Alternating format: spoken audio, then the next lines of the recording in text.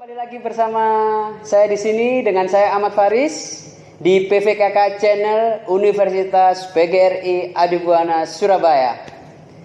Kali ini saya akan membahas tentang kewirausahaan. Kewirausahaan apa? Kewirausahaan di masa pandemi. Yang pastinya saya bersama seorang pengusaha muda dengan menjual makanan yang bervariasi atau kebab biasanya disebut. Saya akan mengulik-ngulik tentang seputar bagaimana cara menjual secara online di masa pandemi ini dan juga bagaimana cara menjual juga di pasaran-pasaran yang sudah beredar saat ini. Silakan Mas, perkenalkan. Terima kasih Mas Faris. Perkenalkan, nama saya Dani Purbonugroho dari Pendidikan Vokasional Kesehatan Keluarga konsentrasi Tata Boga di Fakultas Teknik dalam Universitas PGRI Adibuana Surabaya. Kali ini produk saya, brand saya namanya Makda nih Mas Faris.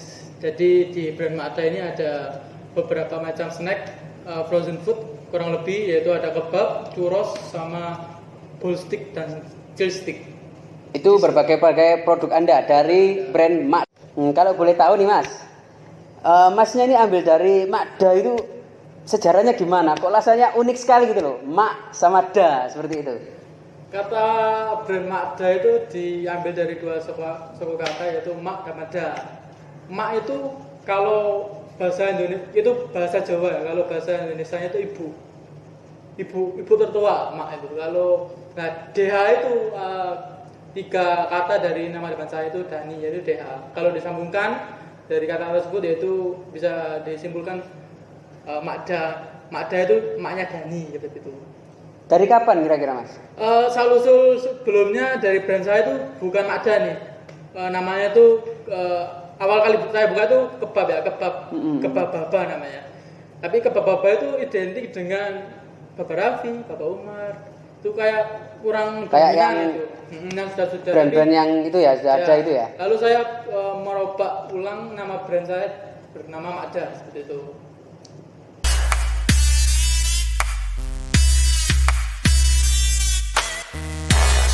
Bagaimana Mas untuk awal penjualan kebab Makda ini? Awal pertama kali saya melakukan penjualan itu di tahun 2016. Namun di tahun 2016 itu saya masih franchise nih sama teman saya. Sehingga sampai tahun 2019 saya memutuskan untuk membuka sendiri, menggunakan resep sendiri dan berjualan sendiri. Berjualan sendiri. Ya, hingga sampai tahun 2020. Sampai 2020 sampai saat ini. Nah, ketika di masa-masa pandemi seperti ini, itu cara penjualannya Masnya itu melalui apa gitu? Pada masa pandemi ini ya emang sulit ya Mas kalau mau penjualan sesuatu produk secara offline.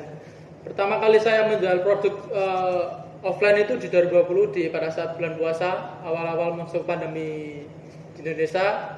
Itu sangat sulit Mas untuk melakukan penjualan, sehingga mulai dari berpindah-pindah berjualan, mulai sampai dari saya hanya yang dibeli itu cuma 5 produk sampai 10 produk.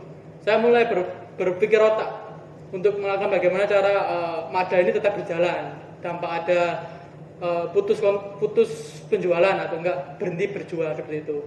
Sehingga saya melakukan penjualan online, mulai pemasaran di Instagram, di WA saya dan juga di Facebook. Namun ternyata itu belum cukup Mas. Jadi saya berputar otak lagi. Gimana caranya orang itu datang untuk membeli produk saya tanpa tahu saya. Saya lihat dari salah satu film nih Mas tentang penjualan snack, yaitu dia tuh menjual snack sendiri tapi nggak berhasil. Akhirnya dia mencoba untuk menjualkan di pasar. Hasilkan menitip lah, ceritanya menitip karena ada sesuatu yang mengganjal gitu. Seperti itu. Untuk di masa-masa pandemi seperti ini. Untuk pada saat pandemi saya ini, saya melakukan kerjasama sama agen biar masyarakat itu bisa beli ke agen, jadi nggak langsung. Nah, seperti ini Mas. Sebelumnya kan sudah Mas mengenalkan nama, sejarah Makda itu seperti apa. Kali ini tunjukin ke teman-teman Mas. Produknya Mas Dani itu apa? Kebabnya itu. Nah, varian-varian juga kalau bisa. Jadi biar teman-teman jelas yang melihat di sini di channel YouTube.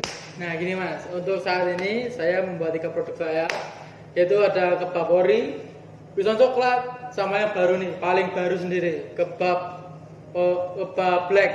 kebab hitam.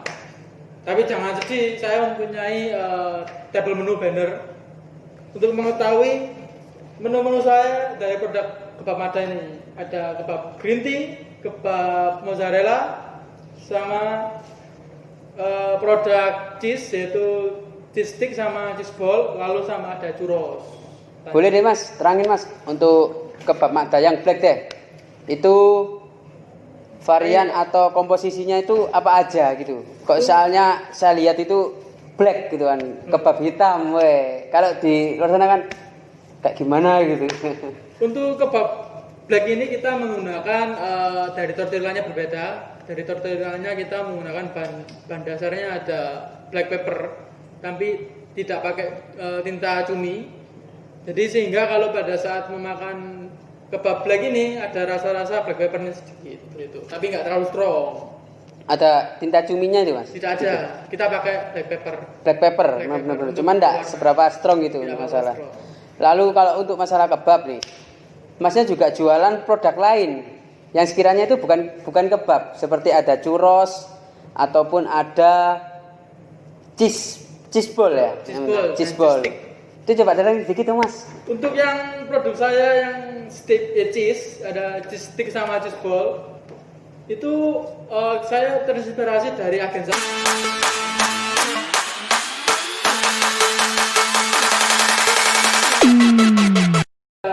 Cheese stick sama cheese ball sama churros itu. Karena ya nggak mungkin lah saya pakai produk kebab toh. Jadi saya mempunyai produk lain seperti cheese stick sama cheese ball dan churros itu. Nah, itu kan ada cheese stick sama cheese ball yang awalnya kebab, tiba-tiba Masnya menambahkan menu. Iya. Itu cheese stick sama cheese ball. Kira-kira dari semua menu ini Mas, keunggulan produknya itu apa? Keunggulan produk? Banyak kan ya brand-brand tentang luar itu yang memakai bahan makanan seperti ini. Saya bisa membedakan di original saya memakai saus tersendiri.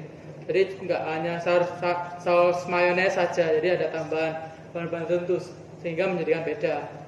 Untuk pistok sama green tea hampir sama, cuman saya memakai bahan-bahan yang berkualitas premium. Biasanya saya pakai sunrise, jadi nggak pakai pisang-pisang lokal. Lalu untuk coklat batangnya saya langsung pakai coklat blok. Kira-kira untuk penjualan Mas nih, kalau boleh tahu ya, dari awal Masnya buka atau merintis kebab sampai hingga detik ini, best seller yang disukai banyak konsumen itu produk Mas yang apa? Untuk best seller dari Mada itu sendiri ialah original Mas, karena original itu menggunakan resep pribadi saya yang membedakan dari kebab-kebab lainnya. Dari selain original ada yang namanya kebab mozzarella, karena saya melihat makanan-makanan kekinian yang suka yang molor-molor nih Mas, seperti keju mozzarella ya. Jadi saya menambahkan keju mozzarella di kebab Mada. Namun ada juga lagi nih produk baru dari saya, yaitu kebab black, yang dimana kebab black ini masih baru, tapi saya melihat dari agen-agen itu juga lumayan besar penjualannya. Tapi yang paling besar ialah original Mas. Original ya. Original. Memang karena resep rahasia. Launching Mas, itu harga kebab itu berapa? Untuk pertama kali launching, sebelumnya saya pertama launching bukan kebab ini, kebab normal. Ya kurang lebih 20 sentian lah. Itu saya menjual dengan harga Rp6.000. Rp6.000. Satu biji dengan kualitas bahan baku yang premium itu. Premium, jumbo ini. Masih ukuran 20 sentian lah. Ukuran 20 cm. Iya. Lumayan besar loh Mas, 20 cm Mas. Panjang berarti ya? Panjang. Nah, kira-kira untuk harga Perfect Mada original isi 8, harganya sampai berapa ini Mas? Itu untuk harganya per piecesnya 23.000. Namun kalau mau reseller ambil lebih dari 10 dapat kortingan 1.000 per paknya. Itu untuk orang yang mengambil dijual lagi. Iya, reseller. Jadi semisal saya nih, Mas saya mau beli tapi saya jual lagi. Bisa, pokoknya Mas ambil 10 pack, nanti saya kurangi 1.000. Boleh Mas ceritain sedikit tentang pengalaman penjualan awal Mas merintis hingga sampai detik ini. Itu bagaimana sih pengalamannya? Biar teman-teman sekalian di YouTube ini tahu gitu? Awal kali penjualan 2016 dengan harga 6.000 berukuran kurang lebih 20 cm kebab jumbo hingga bertahan di 2018 saat itu. 2018 sama masih 6.000. Namun ada lonjakan tinggi di sayur lettuce, sayur bahan untuk bahan kebab. Saat itu sayurnya itu berinjak di harga 70.000 per kilonya. Per kilo ya? Per kilo saat itu. Saya berputar balik. Gimana caranya pada saat di tahun 2015 itu saya masih berjualan kebab. Ya mau nggak malu saya mengurangin lah pemberian lettuce pada per porsinya kebab tersebut sehingga bisa, dan akhirnya saya menjual dengan harga 7.000, mau nggak mau naik 1.000 naik ya? 1.000 ya itu. Lalu pada saat itu keuntungan sudah terlihat sehingga sampai di tahun 2019 untuk saya memutuskan franchise kepada teman saya mulai mencari agen lettuce, agen daging kebab, agen tortilla. Saya pertama kali mendapatkan agen lettuce itu di Malang, tempatnya di sekitaran di sebelahnya Kota Batu, perbatasan Malang sama Batu. Itu murah, hampir 20.000 per kilonya. Kan bisa diperbandingkan 70.000 dengan 20.000. Lalu untuk agen-agen kebab dan tortilla itu masih sekitaran lah di area tempat saya. Lalu di 2019 saya masih berjualan dengan harga 7.000 sama. Nah pada saat 2020 nih Mas ada ujian nih untuk MADA, yaitu ada masanya pandemik yang masuk pada Indonesia sehingga nggak hanya ekonomi Indonesia yang terguncang, MADA juga terguncang nih Mas. Jadi MADA berusaha bangkit ini dalam pandemik tersebut.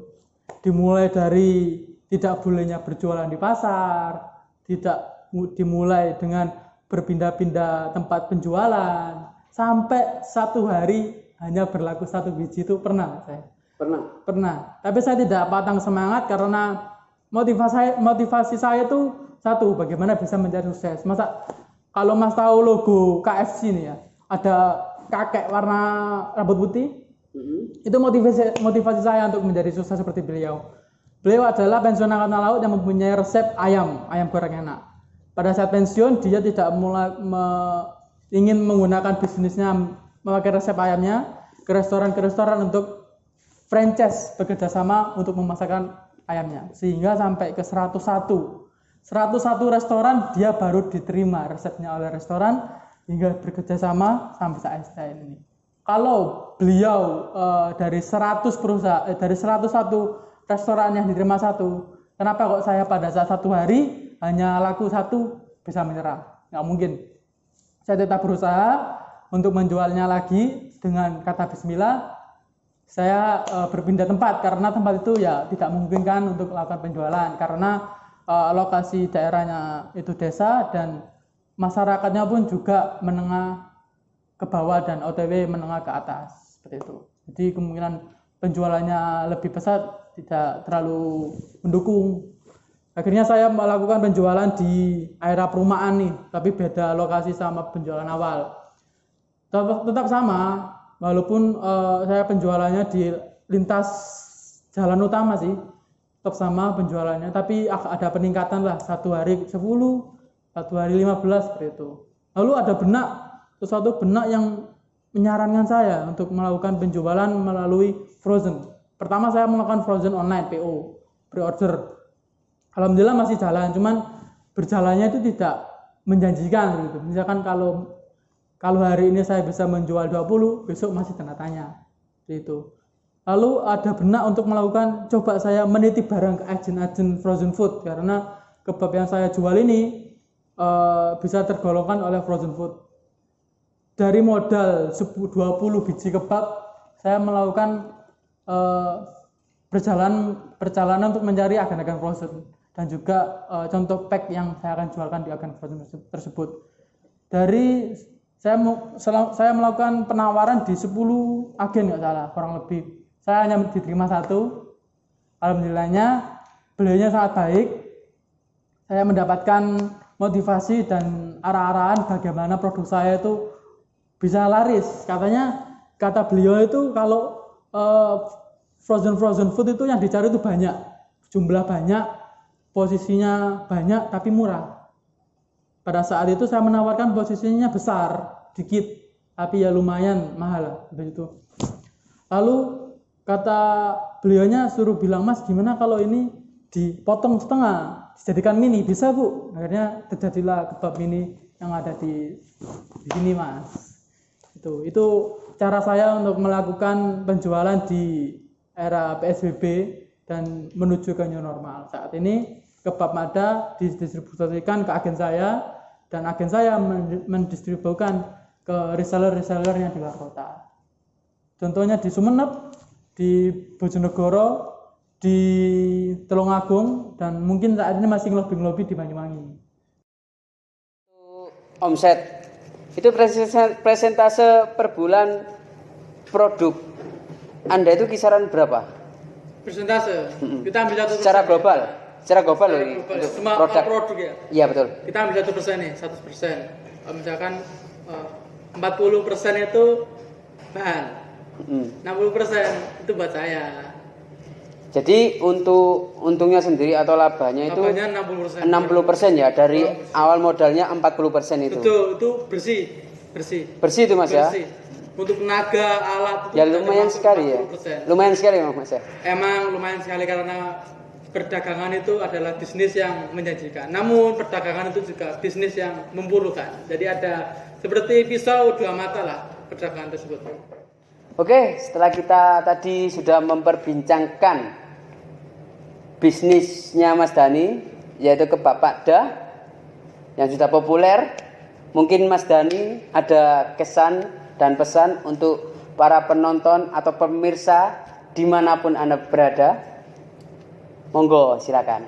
Baik, terima kasih Mas Faris. Untuk teman-teman yang masih muda, apalagi yang masih di semester awal di Universitas GRI Buana, apalagi yang jurusan Boga, jangan mudah menyerah dalam suatu tugas, jangan mudah menyerah dan capek dikala kalian ingin mau sukses.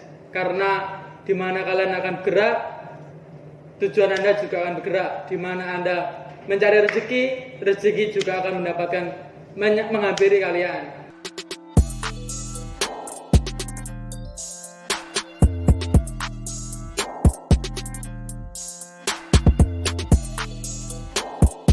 PVKK Universitas PGRI Adibuana Surabaya terampil, kreatif, meraih sukses. PVKK Universitas PGRI Adibuana Surabaya, Wirwan Tiiwan bisa.